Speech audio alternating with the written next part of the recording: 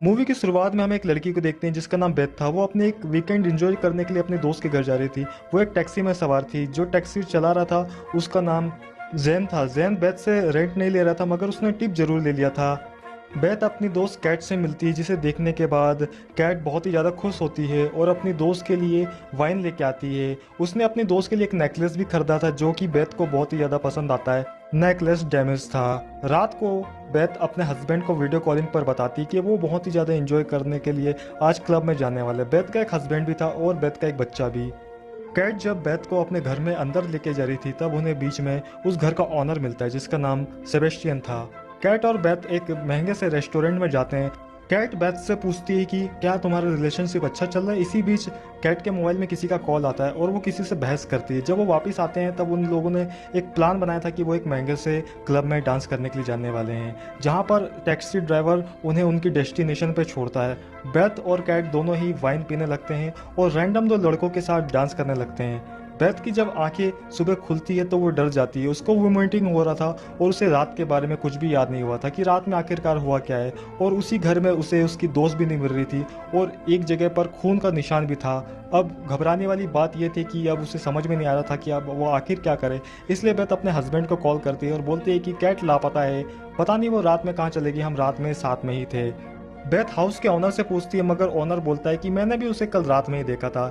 इसी की वजह से बेथ पुलिस स्टेशन में जाती है और कंप्लेन लिखवाती है मगर पुलिस स्टेशन में कंप्लेन नहीं लिखा जाता। बोलते हैं कि 24 घंटे के बाद ही उसकी कंप्लेन लिखी जाएगी। उसके बाद बेथ अपने टैक्सी ड्राइवर को लेकर वापस उसी जगह पर जाती है जहां पर उसने रात में पार्टी करी थी।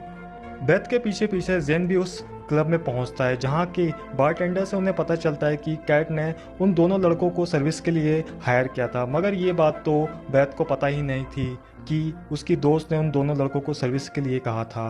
बेथ अपने हस्बैंड को रात में कॉल करके बताती है कि कैट ने मेरे को अकेला छोड़ दिया और उसने दो लड़कों को हायर किया था। बेथ जब मॉर्निंग में जेन से मिलती है तब जेन उसे बताता है कि उन दोनों लड़कों को जिन लड़कों ने सर्विस दिया था मैंने उन्हें यहाँ पे सर्विस के बहाने पे बुलाया है। जब वो सर्विस देने वाले लड़के बेथ को देखते हैं तब वो दोनों डर के वहाँ से भागने लगते हैं और जेन उनमें से एक लड़के को पकड़ लेता है। उसे धमकी देने पर वो लड़का उन्हें बताता है कि उसने कैट का पर्स चोरी किया था और उसे बेच दिया। जिस जगह पे उस चोर ने उस पर्स को बेचा था वहाँ पर बेथ और जेन पर्स को ले लेते हैं और साथ में कैट का मोबाइल भी। बेथ सुबह पुलिस स्टेशन में जाकर ऑफिसर से मिलती है तब वो बताती है कि मैंने कल रात में ही कंप्लेन किया था मगर 24 घंटे के बाद कंप्लेन लिखी जाएगी ऐसा कहा गया था। बेथ को सुबह फॉरेंसिक के हवाले कर दिया जाता है। उसका ब्लड टेस्ट किया जाता है कि उसके साथ कुछ सेक्सुअल एक्टिविटीज़ हुई है या नहीं। बेथ कैट के बॉयफ्रेंड से बात करती है कि तुमने उससे लास्ट टाइम कब बात की। तब उसका बॉयफ्रेंड बताता है कि मैंने तो लास्ट टाइम फ्राइडे को बात करी थी। बेथ घर में अकेली थी और उस घर का ऑनर उसे बोलता है कि तुम्हें यहाँ से जाना पड़ेगा। अगर तुम अपनी दोस्त को ढूंढना चाहती हो तो तुम नीचे वाला कमरा ले सकती हो। वहाँ का ऑनर ने बेथ को नया कमरा दे दिया था जो कि नीचे था। वहाँ पर ऊपर उसे कई लड़के और लड़कियाँ जाते हुए दिखाई देते हैं। इसी बीच वहाँ का ऑनर आता है और बताता है कि मैं तो एक म्यूजिशियन हूँ और मैं म्यूजिक बना रहा हूँ। बेथ और जेन जब रास्ते में खड़े थे तब बेथ का हस्बैंड रॉब उन्हें रास्ते में मिल जाता है। रॉब को ऐसा लगता है कि उसकी वाइफ का चक्कर जेन के साथ चलता है मगर जेन उसे समझाती है कि वो तो सिर्फ एक ड्राइवर है जो कि मेरी मदद कर रहा है। बेथ और रॉब जब साथ में थे तब उनके पास एक कॉल आता है जो कि पुलिस ने किया था।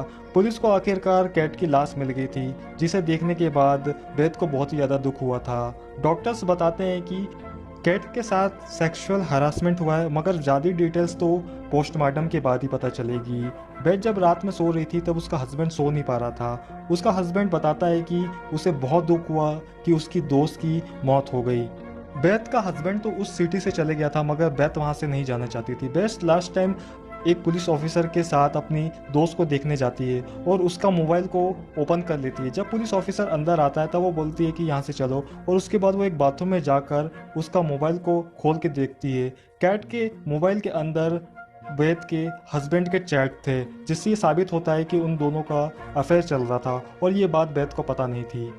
पुलिस ने बेथ का पासपोर्ट भी रख लिया था जिससे कि वो ये शहर छोड़ के कहीं दूसरे शहर ना जा पाए क्योंकि कातिल अभी तक पकड़ा नहीं गया था। बेथ बेथ कैट के बॉयफ्रेंड को कॉल करती है और बोलती है कि तुम ही ने उसी का खून किया होगा और तुम ही ने जो क्रेडिट कार्ड दिया था वो क्रेडिट कार्ड भी बंद हो गया।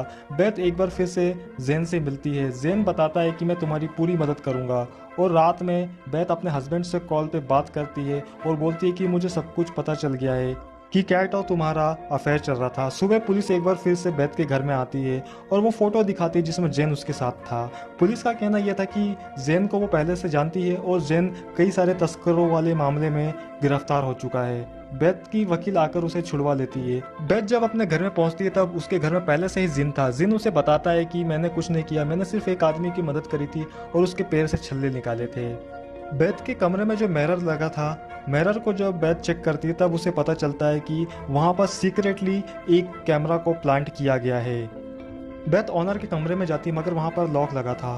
बेथ को उस ओनर ने पकड़ लिया था। बेथ ने चुपके से उस ओनर की चाबी छुपा ली और वहां के ओनर से बोला कि मुझे वाईफाई का पासवर्ड चाहिए। जब बेथ उस कमरे में जाती जो कि हमेशा बंद रहता है, उस कमरे के अंदर उसे कुछ फुटेज देखने के लिए मिलती हैं कि उस घर में चारों तरफ सीसीटीवी फुटेज लगा हुआ है। और उस दिन की फुटेज बेथ जब निकालती है जिस दिन वो अपने दोस्त के साथ में थी। जब बेथ को ज़्यादा नशा हो गया था तब उसके दोस्त उसे कमरे में छोड़ के चले गए थे और वो दोनों लड़कों ने बेथ का पर्स चुरा लिया था। जिनका पीछा करते हुए भी कैट एक कैब को बुक करके वहां से चले जाती है। उस कमरे के अंदर अचानक से ओनर आता है और बेथ ओनर को धक्का मारकर वहां से बाहर निकल जाती है। उसे एक पंच मारने के बाद ओनर फर्श पे गिर जाता है और कमरे के बाहर बेथ को टैक्सी ड्राइवर मिलता है। वो टैक्सी में बैठकर उसी जगह पे पहुंचती है जहां उन्हें कैट का ड्राइवर मिलता है। कैट का ड्राइवर जब कुछ देर के बाद आता है तब उससे पूछने पे पता चलता है कि उसने तो उसे उस गाड़ी के पीछे छोड़ दिया था। उसके बाद उसे कुछ भी नहीं पता कि कैट आखिर कहाँ चली गई। कैट को जो फुटेज में एक नंबर प्लेट वाली गाड़ी मिली थी वो गाड़ी तो पुलिस ऑफिसर की थी, जिससे ये साबित होता है कि उस पुलिस ऑफिसर ने ही कैट की जान ली थी।